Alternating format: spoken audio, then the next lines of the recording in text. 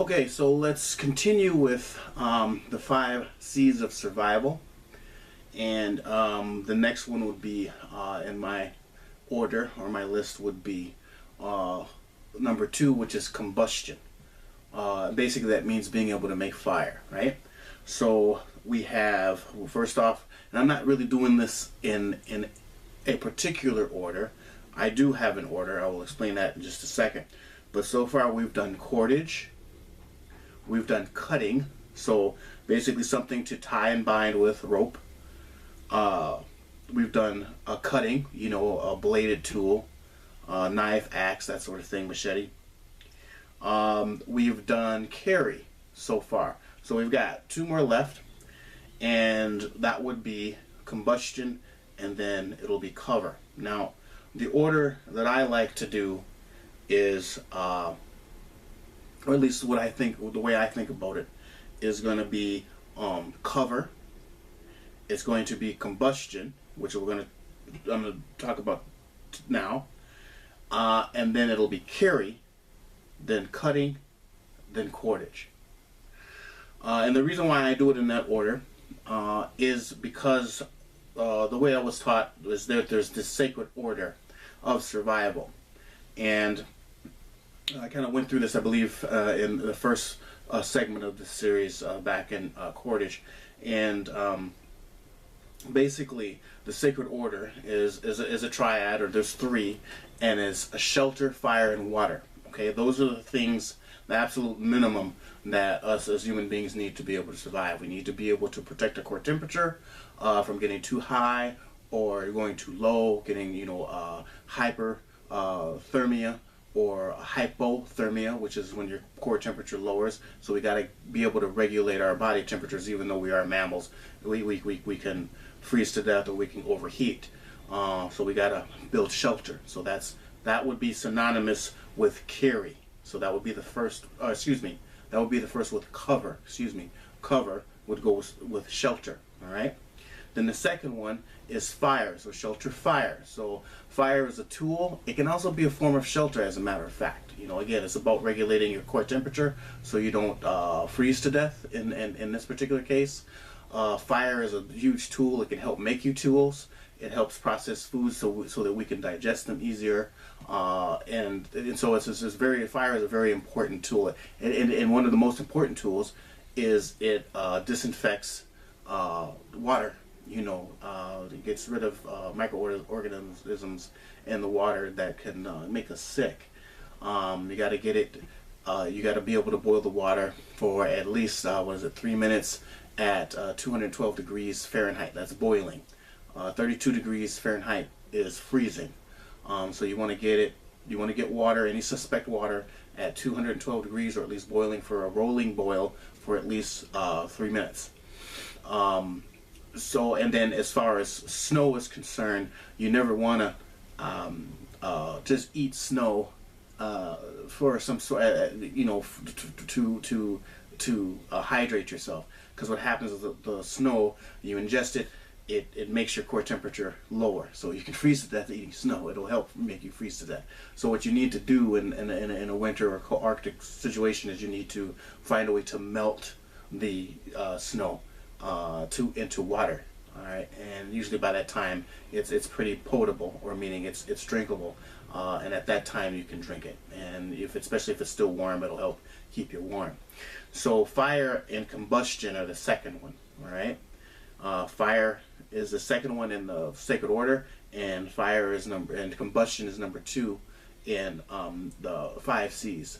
And then third in the sacred order is shelter, fire, and water. We just talked about that. As humans, we can go longer without food. That's why food is not included in the sacred order. Some people, the way I was taught, some schools of thought, they'll go shelter, fire, water, and food. The thought process is that we can go a lot longer without food than we can water.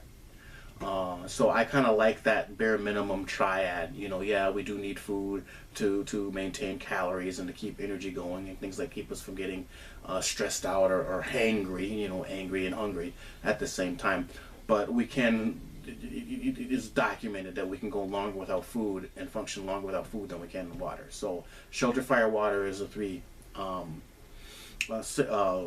important items of the sacred order. And then we have cover, combustion, and carry. And so we have talked about in carry about having the opportunity or the means to carry and hold water, right? And that includes having a means to be able to even boil that water once we have combustion going, so that we can make the water, disinfect the water, and make it drinkable. So that's my reasoning for having the 5 C's, those first three. Again, that would be synonymous with the first three of the three of the sacred order. And then again, in the 5 C's of survival, after that you have cutting, which having a cutting implement, especially like a steel tool, is for our intents and purposes as human beings is a lifesaver. All right, it's a time saver, it's a lifesaver. It makes things easier. Stone tools, if you know how to make those, you can make those. It just takes a little longer because they're not as sharp, and you do have to take the time to make them sharp. Sometimes you can just break a rock and it's got a nice sharp edge, and it'll serve its purpose. But having a nice blade, a nice knife, makes things very easy. And again, the way I was taught was really pretty much, the naked into the wilderness, so without nothing, and reconnecting with the natural order of things, with nature and everything. If you have enough knowledge and you have enough dirt time, dirt time meaning time practicing, the time, in other words, the time to learn to swim is not when you're drowning. Then even if you find yourself in the middle of nowhere, as long as there's natural resources around, if you have the knowledge and the skill set, then you can make something from nothing, in just a few hours, right? And again, I like being able to have that ability. I like studying those things from that particular point of view. So again, that's why the focus of this channel is mainly pre-Mesolithic technology. I do delve a little bit into resilient and modern survival and military survival, but just a little bit from a practical standpoint. But all in all, when the modern stuff fails, you got to be able to fall back on more ancient skills. Primitive means first, not worse. So anyways, enough of that part. I know it's boring. So I'm going to get right into it. So we're talking about combustion. So basically ways to make fire. And I've got kind of some primitive items on my right, and I got more modern items on my left. And normally I talk about the primitive stuff first, but I'm actually going to do something opposite, and I'm going to go into the the more modern technology and tools. So what I have here is, again, I'm using a plastic bag as a carry item, and in this first one I have steel wool, very fine steel wool. And in the same bag, wrapped in its own plastic bag, is a 9-volt battery. Now, it'd be nice if we were outside because I could show you how this works. But basically, you touch both of the nodes to your steel wool, and it'll short itself out, and it'll transfer. Let's see. It'll basically start to cause the metal steel wool to burn, and this would be a start. You put this in a tinder bundle or wrapped up newspaper or whatever, and then this would be the start of your fire. So I keep and again, I don't put these together because I don't want to put this in my go bag or store it someplace, and all of a sudden they touch, and now we're dealing with a fire. No, this has got a piece of plastic on it in its own bag, and this so they don't touch. So I would definitely recommend that as a safety precaution. But one method of making fire is with steel wool, very fine steel wool. You can get that at grocery store, in fact, and then a 9-volt battery. Okay, so and again, this is wrapped up separately. Very important to do that as a safety precaution. So we've got that. Then let's see here what I have here. I've got I've got just regular tinder, just some natural tinder here. I've got what is this here? This is char cloth in a plastic bag. Again, to help keep it dry as well. All right, if it's rainy or if my bag gets dropped or my kit gets dropped in the water, then this is protected because I'm using plastic wrap. And this is char cloth that I made out of with Altoid tin. And I'm indoors, so I'm not really going to go into how these work. Like I said, I've got plenty of videos on each one of these things just so you can see how they work. All right. Again, use common sense. Please don't burn yourself. Please don't burn your house down. That's all I ask. Watch the videos. Watch a few videos. There's plenty of also competent YouTubers out there that do this sort of stuff, so you know what's going on.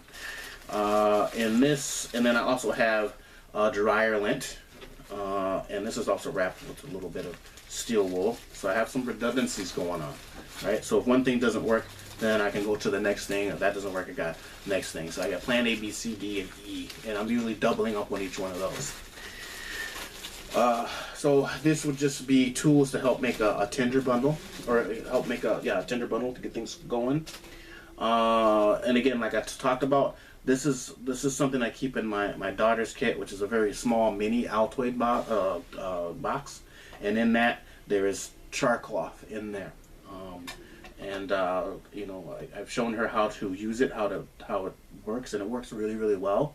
And that's why I have her keep it in her kit, so she knows how to make a fire with this. And again, I have a video of that as well. All you got to do is just search my channel, and you can find it under char cloth. Let's see, what else we got? We've got flint and steel, and I've got a couple of things going on with flint and steel. Flint and steel is really cool. It's basically like a primitive lighter. Let's see, I've got the Fissarium bar with the actual rod in the middle. That works pretty well. And what you do is you take a blade, and notice how I keep kind of a real cheap blade and knife. And again, this is a redundancy when we're talking about cutting of the 5 C's in your kit. So I have 3 or 4 different types of knives at any time.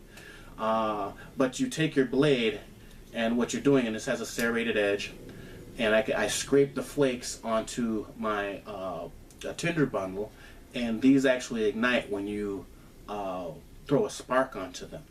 And for this, I use the back of this blade here, and I use the edge. And what you want to do is you want to pull it. You want to pull your magnesium. I'm sorry, this is not Fissarium. There's a Fissarium rod in the middle, and there's magnesium on the back. And you can get this at any sporting school or sporting store. I can't talk today, sorry. Sporting goods store or camping supply store. You can get these blocks for fire starting. And what you do is you take the edge, not the flat, of the back of your blade, and as you pull, you flick your sparks. So maybe you can see this, but I'm just throwing sparks, right? So I'm throwing the sparks out, and I'm pulling and throwing back, right? And again, I keep these together, so you know, at least I'm not searching around for each one of these pieces here. All right, so this goes in my kit. Here is another one.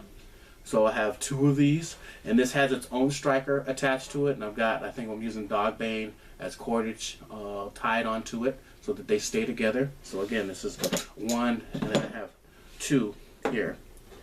And then I have, you know, and I bought this at Sporting Goods store, and this has a striker that has kind of a rough lip, and this is just the Fissarium rod. So you're not using the magnesium with this, so you really need to have some really good and dry material. Or char cloth, and you know, you don't have the accelerant like these blocks that have the magnesium on there. So you really have to make sure your tinder bundle is good and dry and has materials that are easily combust. That's going to be what you can do is you can take cotton balls or dryer lint or cattail down or goat's beard fluff is a type of plant. In the salsify family, I believe, that in the fall, once it flowers, it makes these really huge afros, bigger than dandelions, of fluff that you can collect or harvest. And you can saturate them with Vaseline. Vaseline is flammable, and so you can flick sparks onto these. Another thing that I keep is chapstick. So not only from a medicinal standpoint, you can keep your lips from being chapped in that, but you can also saturate accelerant, you know, cattail down, cotton, you know, dryer lint with this, which is because it's petroleum based. And then you can take just the magnesium rod, and you can flick little, you know, and what I'm doing is I'm really just flicking sparks, right? And this works really, really well. So I keep this in her kit as well. So that's kind of the flint and steel aspect of things. And I really do like it. I mean, flint and steel, to me, they're almost as good as a lighter. So this is really cheating from my standpoint, from primitive tech. You know, you can really make a fire relatively easy as long as you practice with these, and your tinder or your accelerant is bone dry. Okay, and in inclement weather, when it's really snowing or if it's rainy, you want to get some cover. If you're dealing with wet materials, like you're able to harvest some cattail from dead cattail flower heads in the middle of fall or winter, which what has worked for me in the past is you can take those things, you can put them close to your skin, and you can work on building your fire and making your camp and sheltering this and that. And because of the heat that you build up, as long as you're not sweating, it actually dries out pretty good. And so what you have to do is you have to kind of take your coat, your cover, you have to have a cover, and if you have somebody else with you, they can provide the cover while you go ahead and you try to ignite your tinder bundle. All right, so that's kind of a way or technique of what you need to do is you need to protect your fire making setup from moisture. So that's really key. All right. So that's kind of the flint and steel category, along with char cloth. I'm going to jump now to let's see, just plain old lighters. All right. So you know, just a plain old lighter works. At least have two in your kit. This one is wrapped with duct tape, so this is kind of a two-in-one deal where I have duct tape. Duct tape works at a myriad of uses. It's a whole another topic in and of itself. Just the strength and the power, the raw power of duct tape. But a lighter is good. The problem with lighters is they run out of fuel, and they can get wet, and then they don't work anymore. All right. So an alternative to that is matches, right? And I have a video on how to make these loaded matches. And so here I have an old medicine bottle because it'll keep the matches airtight. Now you can get the wooden strike anywhere matches. You can get just a regular book of paper matches. Again, the problem with those is they can get wet. And there's a challenge where you can take one match as the one match fire lighting challenge, where you're just taking one paper match and you're trying to get a fire going. If you're careful, what you can do is you can take a match and split it, one paper match, and you can split it down the middle, and now you have two to work with. One is none, two is one at least. But what I have here is I have taken like at least three kind of wooden matches or strike anywhere matches, wrap them in cotton, and dip the whole kit and caboodle in beeswax. Right. So this, for the most part, will be pretty moisture-proof, waterproof. And then I keep the striker from the box that I get the wooden matches from in a separate, smaller bag, a plastic bag, to keep the moisture away. All right. So now I have a striking surface for these, and you want to strike these at a diagonal, you know, like so. And the thing about these is not only does the wax help keep these waterproof, but the wax and the cotton are also an extender. So they make the match even when it's really cold outside and windy outside. They help the match stay lit longer and stronger because you've kind of wrapped.